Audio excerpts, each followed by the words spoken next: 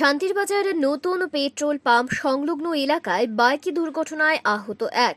ঘটনার বিবরণে জানা যায়, বুধবার আনুমানিক সন্ধ্যা 5টা নাগাদ শান্তিরবাজার নতুন পেট্রোল পাম্প সংলগ্ন এলাকায় TR01 AM 8282 নম্বরের বাইকের দুর্ঘটনার কবলে পড়ে।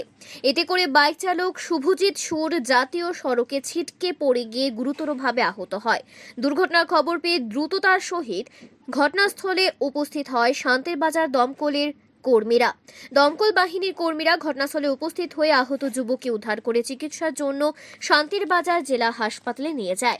দুর্ঘটনার সঠিক কারণ জানা যায়নি। লোকগুঞ্জনে শোনা যায় একটি অটো গাড়ি বাইকটিকে ধাক্কা দিয়ে চলে যায়। দুর্ঘটনার সঠিক কারণ জানতে তদন্তে নেমেছে শান্তিরবাজার থানার police. Bureau report, Tripura news Bangla.